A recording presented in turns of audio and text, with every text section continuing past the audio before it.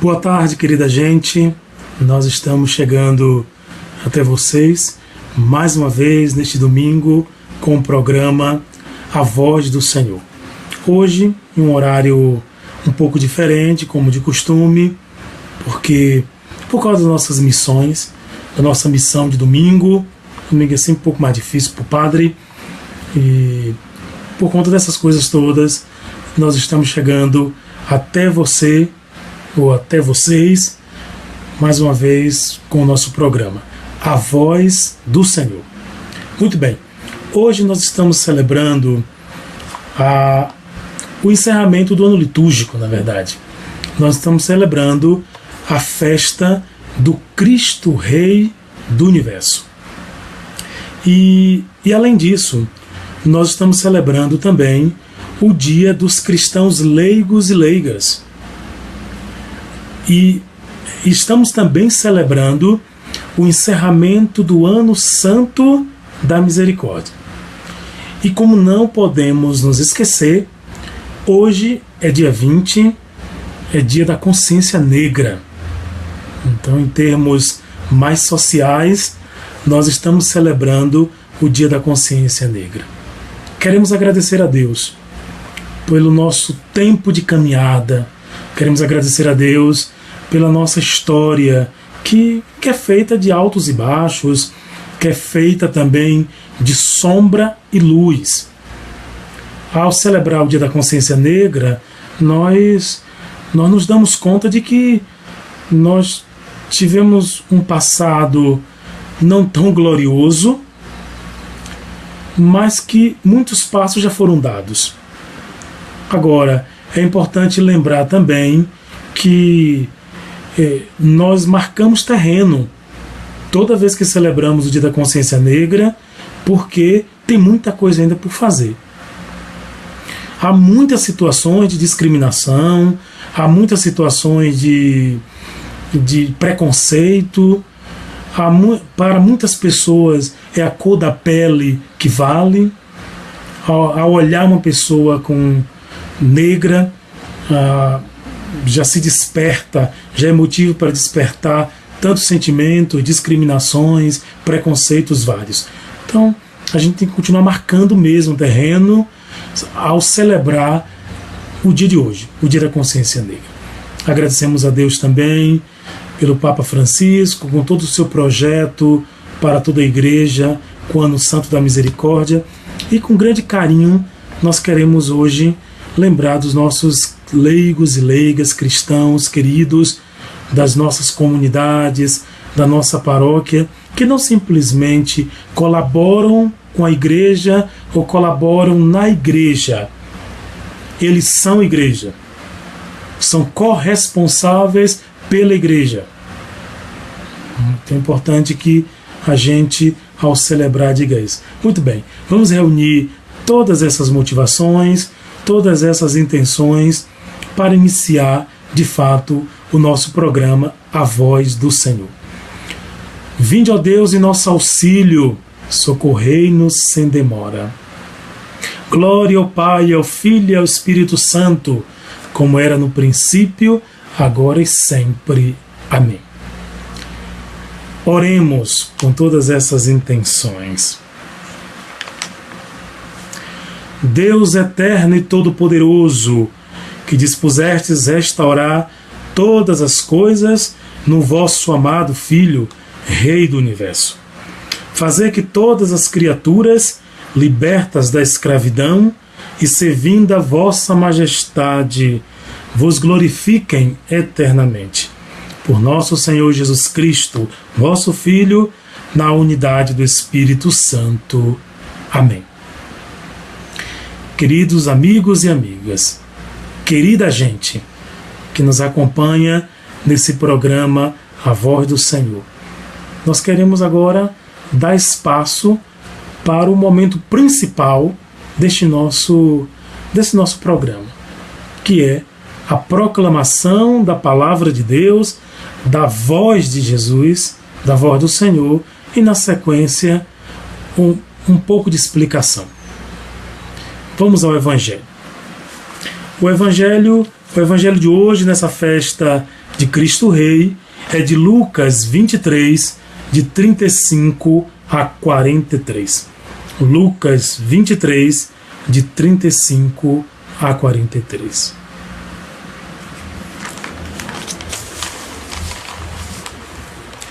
Do Evangelho segundo Lucas.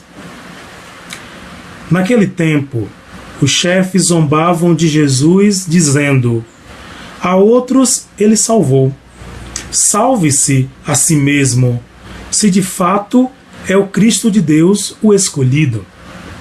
Os soldados também caçoavam dele, aproximavam-se, ofereciam-lhe vinagre e diziam: se és o rei dos judeus, salva-te a ti mesmo.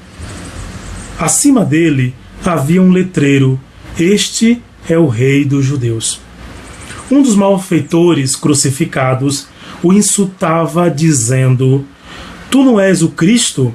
Salva-te a ti mesmo e a nós.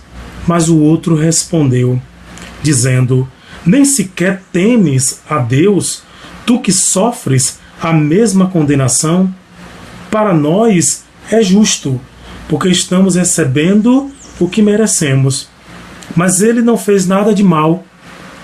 E acrescentou: Jesus, lembra-te de mim quando entrares no teu reinado. Jesus respondeu: em verdade te digo, ainda hoje estarás comigo no paraíso. Palavra da salvação. Glória a vós, Senhor. Queridos amigos e amigas, nós estamos celebrando, como já repeti várias vezes aqui, a festa do Cristo Rei do Universo. Olha só, ao olhar para um texto desse, que nós acabamos de proclamar, nós não temos dúvida de que este rei é um rei diferente. Na festa gloriosa do Cristo Rei, na festa gloriosa do reinado de Cristo, olha o texto que a liturgia da palavra nos propõe. Nos propõe a conversa do crucificado Jesus com mais dois crucificados, que depois a gente até disse em alguns momentos, tipo o bom ladrão e o mau ladrão, né? E aqui é o bom ladrão. É uma história meio assim pela metade, mas é isso. Nós conhecemos muitas vezes assim, como o bom ladrão, né? O ladrão sensível. E depois a gente ficou sabendo que é Dimas o nome dele, né? Ficou para a história como um Dimas. Muito bem. O fato é que esse ladrão, o Dimas, ele se contrapõe ao outro e ele diz: olha, ele não mereceu estar aqui, então não insulte assim. Mas não é tanta conversa dos três assim diretamente que mais sobressalta hoje aos nossos olhos. O fato é, o nosso rei, ele está na cruz. Em outras palavras, onde é o trono desse rei que nós conhecemos, que é o Rei Jesus? Ele que entrou em Jerusalém aclamado por tantas pessoas, e lembremos depois, foram essas mesmas pessoas que o crucificaram, ou melhor, que gritaram: crucifica-o, crucifica-o. Quer dizer, esse rei que essa pessoa, esse Jesus que entra em Jerusalém aclamado como rei, ele vai parar na cruz. Esse rei de fato é diferente. É diferente porque a sua coroa é uma coroa de espinhos. O seu trono, um trono improvisado, é a cruz. É a cruz. Agora, se quisermos também falar do programa do reinado deste rei, vamos dizer assim, atípico, que é Jesus, basta olhar para os evangelhos. Basta olhar para as opções de Jesus. Basta olhar. Nós proclamamos o evangelho de Lucas. Lucas a perspectiva de Jesus no Evangelho de Lucas é uma perspectiva muito clara. As opções de Jesus na perspectiva lucana é muito clara. Quer dizer, Jesus Cristo, ele não é que ele feche, em Lucas é assim, ele não fecha as portas para os ricos, mas ele coloca fundamentalmente as exigências para que o rico possa entrar no reino dos céus.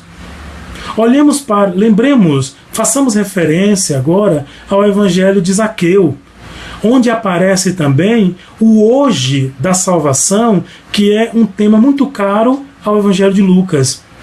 Apareceu em Zaqueu e volta agora no Evangelho, volta agora no 23.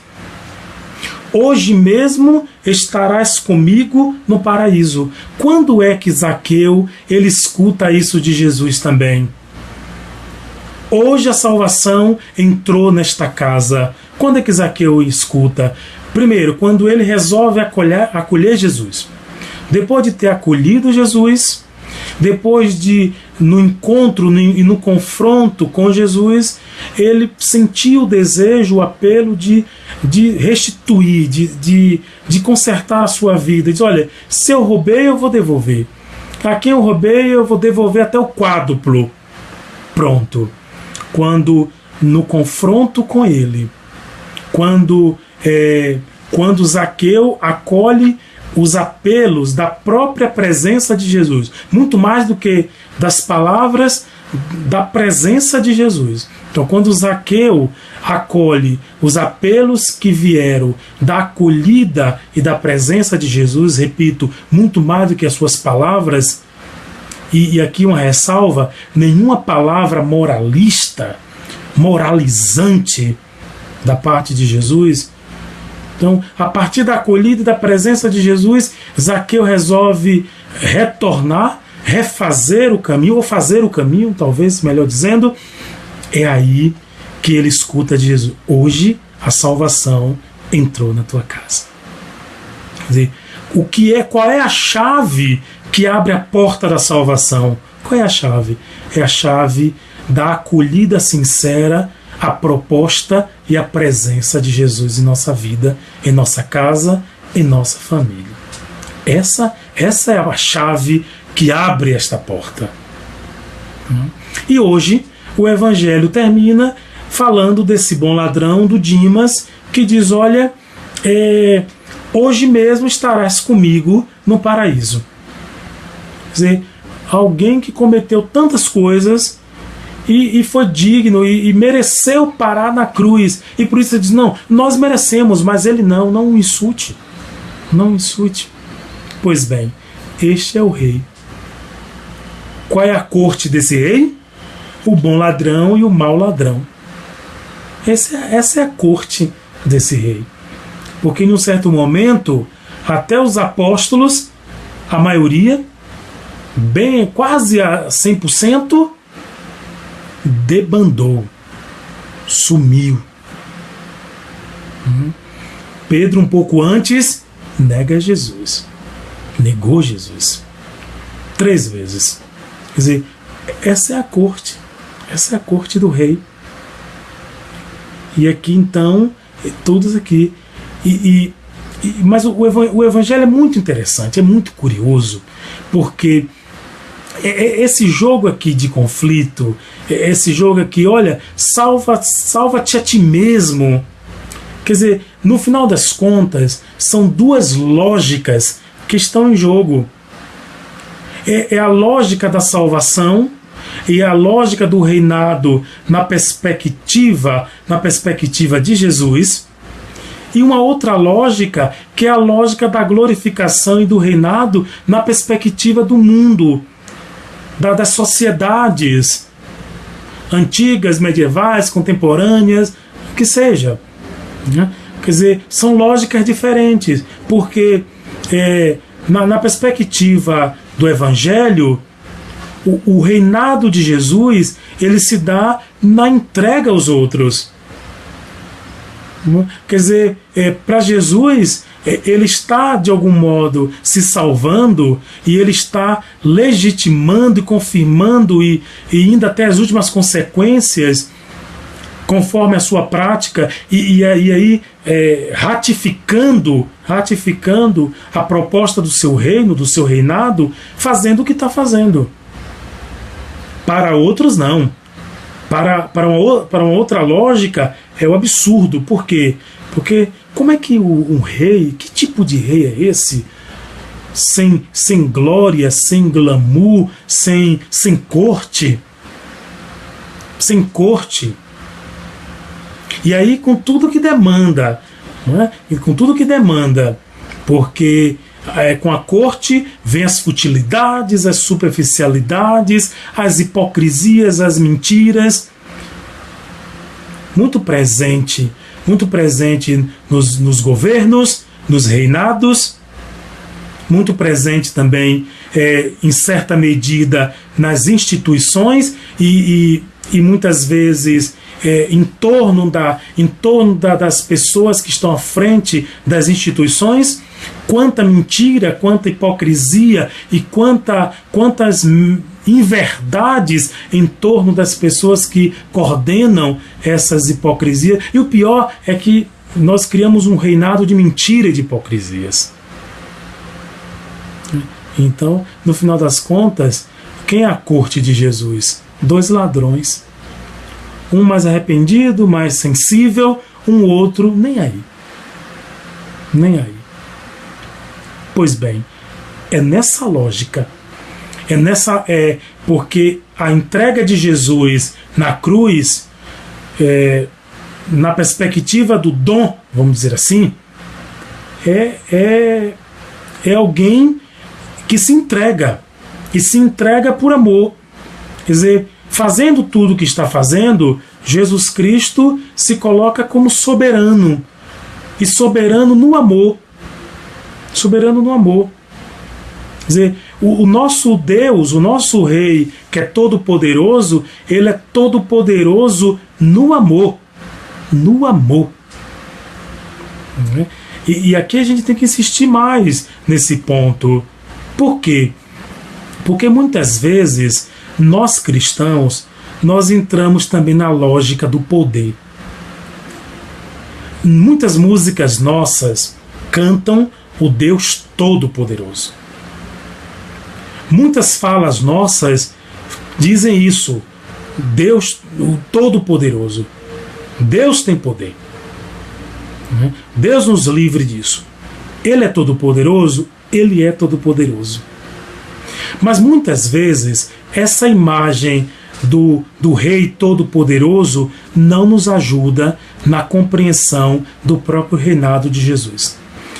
Olhemos com franqueza e com um olhar mais apurado para os evangelhos e vamos constatar isso. Muitas vezes a lógica de um Deus todo-poderoso não coaduna, não combina, não se conecta com o evangelho. Porque o evangelho é de um Jesus simples. O evangelho é de um Jesus que fugiu de certas honrarias. O evangelho nos faz lembrar, por exemplo, a tentação no deserto, naquele momento em que o demônio leva Jesus, olha, se joga daqui e Deus vai mandar teus anjos. Não tentarás o Senhor teu Deus. Ou transformar pedra em pão, não quer também. Ou se sujeitar, ou fazer com que, ou dominar todos aqueles reinos, impérios, também não. Jesus foge disso. Quando Jesus Cristo já está muito popular e ele fazia os seus milagres, os seus feitos, e aí as pessoas começaram a dizer, não, a gente pode dominá-lo. Jesus Cristo não percebe isso e diz, olha, vamos para outra margem. Os discípulos ficam assim, não, mas tem muita gente. Vamos para outra margem. Quer dizer, por que Jesus Cristo foge? Porque queriam consagrá-lo rei. Queriam consagrá-lo rei. Quer dizer, Jesus Cristo foge de um reinado impróprio. De um reinado impróprio. E vamos lembrar, por exemplo, também a iconografia mais antiga do Cristo Rei. Do Cristo Rei. Não sei se para todo mundo, mas já tive a ocasião de ver o Cristo Rei sentado em um trono e com uma coroa. Qual é a coroa de Jesus? É essa? Não. Agora, claro, não vamos aqui, por exemplo, diante disso, discriminar ou condenar os ícones, as imagens, porque elas também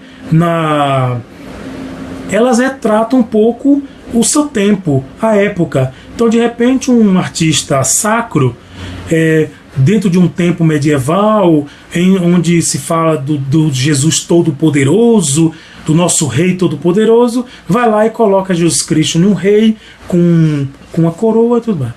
Não há mal nisso, mas a questão muitas imagens não nos ajudam a compreender melhor o Evangelho.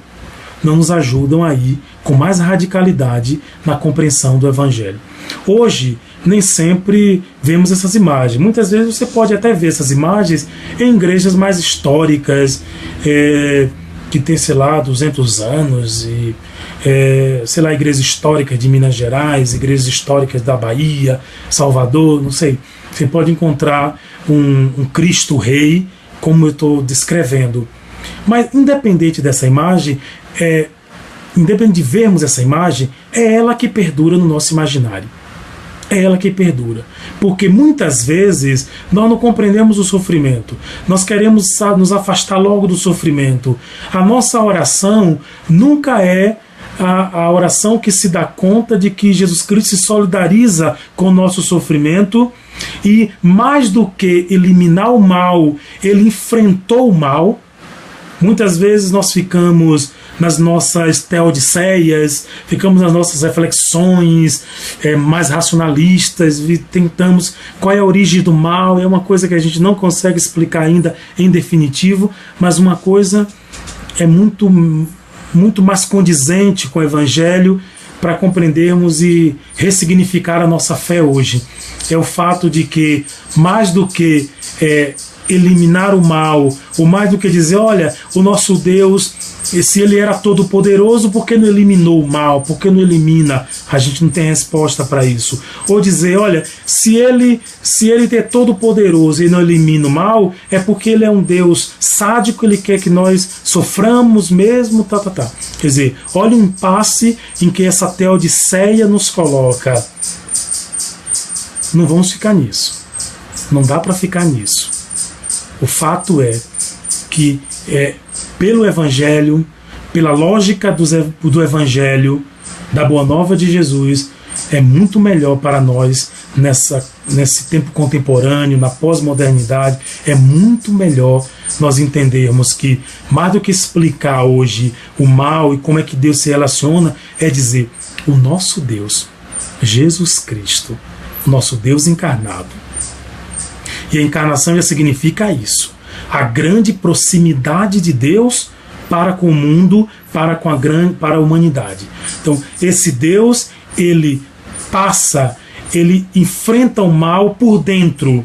Ele sofre o mal. Quer dizer, é duro dizer isso. Mas se Deus é todo poderoso, não. Sim, ele é todo poderoso. É todo poderoso no amor. E por amor se entrega. E por amor sofre. E por amor se solidariza, e por amor resolve passar por dentro do mal, passar por dentro da dor, da morte, para vencê-la e nos fazer vencedores.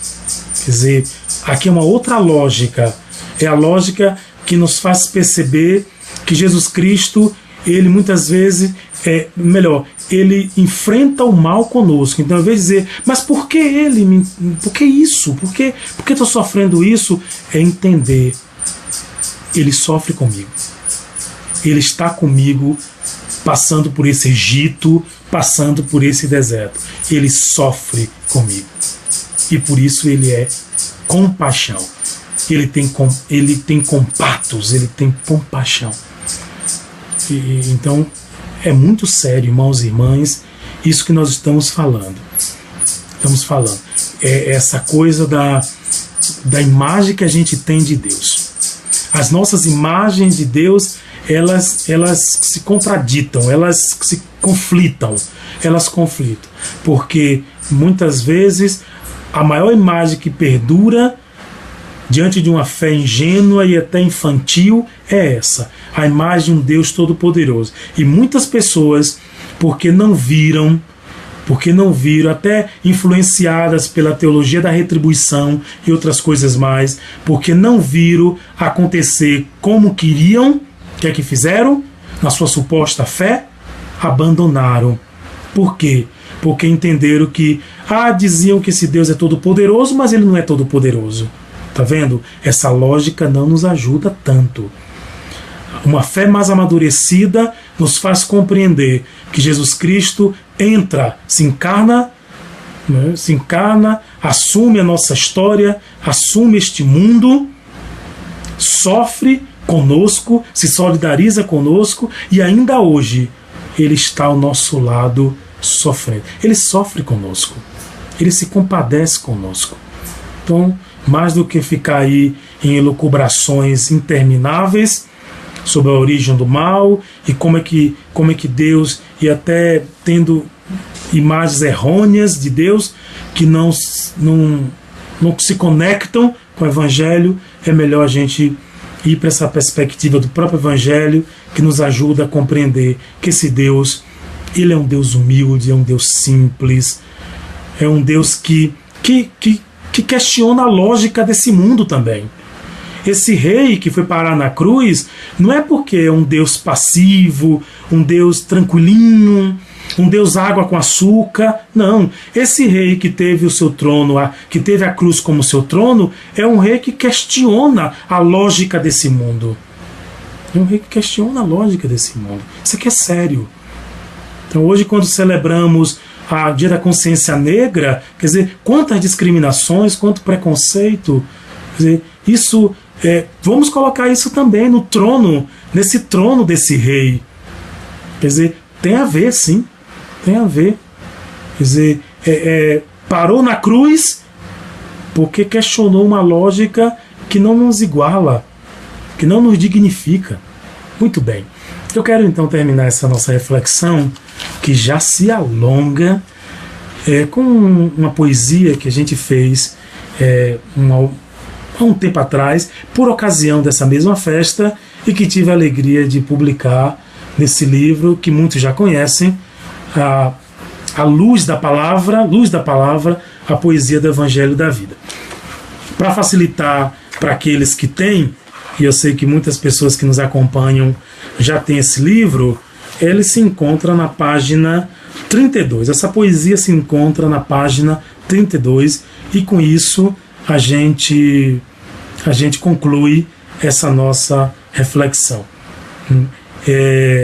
Então, assim, e concluir essa reflexão, dizer ainda, estou acolhendo aqui uma provocação e eu quero de fato fazê-la. Quer dizer, esse rei que para na cruz não é um rei que se deixa levar pela fatalidade. É um rei que assume soberanamente ir para a cruz. Como já falei no início, ir para a cruz é resultado, não é simplesmente porque é um fracote e agora não conseguiu, salvou a muitos, vendeu um produto para muitos e agora fracassou. Não. Como ele mesmo disse, ninguém tira a minha vida, eu a dou livremente. Então, ir para a cruz, ter a cruz como seu trono, é resultado de um exercício livre e soberano da sua liberdade. E nesse caminho, Jesus Cristo também nos indica que é por aí, é nessa perspectiva que a gente assume um caminho de libertação. Então guardemos tudo isso. É altamente provocador esse evangelho de hoje, por a dimensão do serviço e ao mesmo tempo por tantas coisas que nós estamos celebrando, como o Dia dos Cristãos Leigos e Leigas, ao encerramento do Ano Santo da Misericórdia, o Dia da Consciência Negra. Um abraço a todos os amigos e amigas que levantam a bandeira, que assumem essa causa que é de todos nós, né? Que tem coragem de dar cara também para bater, assumindo com coragem. Vamos então terminar com esse poema que se chama INRI. Todos querem um rei que seja dominador, que não seja dominador também, não maior que seus interesses. Que rei é o meu rei? Ele é tal como onipotente, dominador, impassível, manipulador, todo-poderoso como nenhum outro. Lembra o meu Deus? Que rei é o teu rei? Meu Senhor em Kênose se fez. Sua onipotência não se desfez. A glória se transfigura em fragmentos de luz e vida. E o que temos é mais que uma tintura. Que rei é o meu rei? Ele é tudo e eu sou nada. É pura onipotência divina. Prefere não relacionar-se. A autonomia não mais existe. E ainda penso ter liberdade. Que rei é o teu rei? Meu Deus é amor, todo-poderoso. É o todo-poderoso no amor. Pode fazer-se menos do que és. Pura perfeição. Não quer perder o outro. Retira-se. Para que cresça a criatura. Que o outro seja. É o seu diuturno sopro criador. Em liberdade seu risco aumenta e ainda permanece, pequeno como um Deus em amor, distante porque próximo, frágil porque ama, verdadeiramente poderoso como somente a força do amor.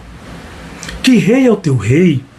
Um Deus misterioso que, se bastando, não basta em si, que mais que invadir entrega-se, que mais que controlar liberta, um rei tão humano como só Deus, que transforma o hoje em salvação, a cruz em sua corte e a liberdade desfila alegre no madeiro. Quem consegue ver salvação?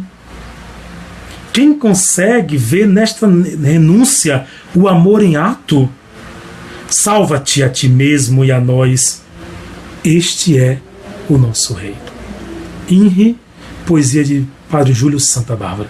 Um grande abraço, um bom domingo e uma abençoada semana para todos. Fiquem com Deus.